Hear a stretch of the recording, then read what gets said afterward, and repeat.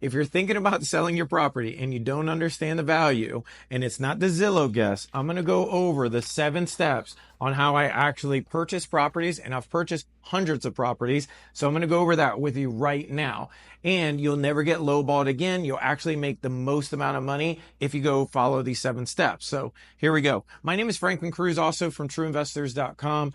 I've been on the front page of the newspaper on some of our real estate developments. Yes, I am a military veteran. I'm super proud of that as well, because it was super hard to join the military for me. And I'm happy I came back from war anyway. So let's get back into it. So the first thing is you've got to determine it's 5 years up, 5 years down when it comes down to your property. So if you're thinking about selling your property, or you're just thinking about like, wow, how do we actually come up with values? And we actually do an appraisal on the property. So how we work whenever you call us, the first thing is, so you have a home, right? And so in this home, what I call is 5 years up, 5 years down. So what that means is whatever the year built is of your property. So now, if it was 1990, that means 1995 to 1985. So we have to look at comps that are basically 5 years up, 5 years down, right? So that's the first 2 steps, 5 years up, five years down. Then we have to look at similar in square footage. So similar in square footage, what that looks like is the other properties that have sold, not pending, because you can't say, hey, my neighbor sold for this, my other neighbor sold for that. I hear that all the time. I got it. But also that is another step, but you have to look at similar in square footage. So if your property sold, or if a property sold and that was 1,000 square feet and yours is 4,000 square feet, that's not a comp. I just want to give you a heads up. That's not it. So the other thing is similar in style. So you can't look at a single story home and then compare it to a 4-story townhouse. That is not similar in style. Okay, so if you have this townhouse right here, sorry about my drawings, but that's the best we're going to get. So you can't compare a townhouse to a single family home. You can't compare block to a 1920 frame house. You can't compare a condo to a house as well. These are not comparables at all.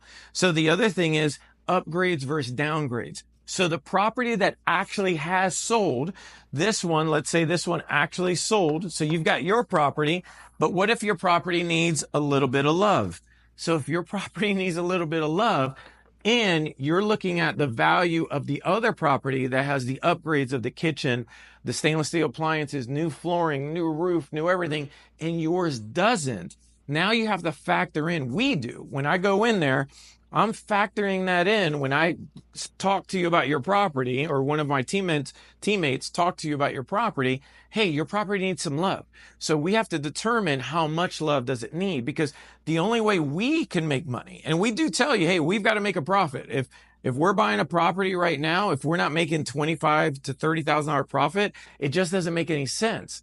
So, but we are at least want to help you and say, look, this is what I would do. And this is what I'm talking to you right now. If you want to maximize how much money you're going to make without getting lowballed. And there's some simple things too. I'll give you some bonuses at the end of this video.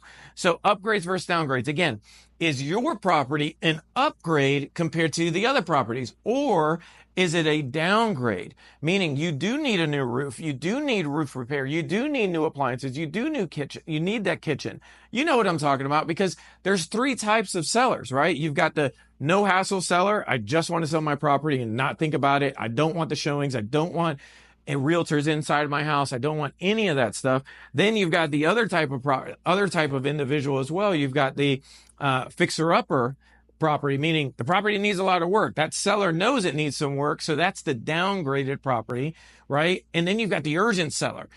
Probably they're going through a divorce, they're going through a death, that's horrible stuff, and they just want to get out of the property, right? So I've dealt with all of these factors and some other ones I haven't even talked about, but those are the top 3 that I've always seen. So again, looking at upgrades versus downgrades, you have to determine how much work is this going to take, and actually don't guess, because we have to hire professionals. We may have to pull permits. These are factors you have to think about. Now you've got the other item. So then you've got this radius of 5 years up, 5 years down.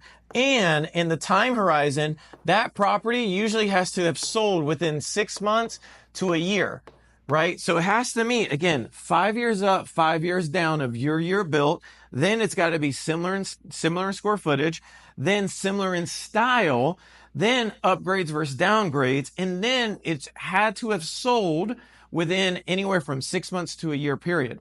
Now, once you factor that in, now it's going to determine what I call a guesstimation of a value. So if you don't want to get lowballed, think about these 7 steps whenever you're thinking about selling a piece of property. Now, land is different. We're going to get into that. I've got something for that too, right? That's a different video. This one is only determining property value. So whenever you're thinking about selling your property or even an investment property, just don't go off of this comp, even though I go sit down in the table with you, kitchen table, and walk through this, or one of our acquisition managers do, because I want to make sure that you completely understand what's going on. And my biggest thing is to have integrity in everything we do. We can create a win-win scenario as long as we communicate and know exactly like, hey, what's your goal? What's our goal as well? What's the facts of the deal? And what's a fast, slow, creative solution that we can come up with for a win-win scenario? So now you will know these are the 7 steps that a true investor who buys properties every single day, this is what I go by, period. So if we can create the win-win, then yes, you don't have to have the hassle of having everybody inside of your property. Now, the other thing is if it needs a lot of work, typically if you attempt to put it on the market, people can't get a mortgage if it needs a new roof. They're going to say, no, we're not going to give you a mortgage because we're not going to insure the property. So these are different items that you have to factor. But if you're one of those sellers and you're saying, Franklin, I want to do business with true investors, fantastic. True Investors is it. Go to truefastoffers.com and we'll see if the property is the right fit. If it isn't, we'll tell you. If it is, great. Probably we could create a win-win scenario. And if none of this matters and you just got some education out of it, please use this. I have been doing this for a very long time and I want you to win sincerely to the bottom of my heart. I want you to win. And if you go by these 7 steps, you can get way more money for your property as well, because now you have the knowledge for it. Here's another thing too. If you want to make more money on your property, on top of these 7 steps, easy fix, right? Super simple. Pressure wash your home. These are simple things. Pressure wash your home, pressure wash your driveway. You could even use concrete gray to get out if you have oil stains, you could do that as well. Like clean your property. Just little things make a huge difference on the sellability of your home so you can maximize profit for yourself and your family. I really hope that you got something out of this. If you did, please like, share, leave a comment. Tell me what you like about it. If you have any kind of questions, let me know. And again, these are the 7 steps that Zillow will never tell you because Zillow's a guess. They can't go inside of your property. They can't evaluate your property and see everything within it. We can. And that's why I know that. We actually inspect your property. We see the property. We ask the questions that I know is going to be paramount to this property as well. So we'll create that win-win and take it from there. Hopefully you got something out of it. Again, my name is Franklin Cruz with True Investors. What is that called? TrueInvestors.com. All right. Bye.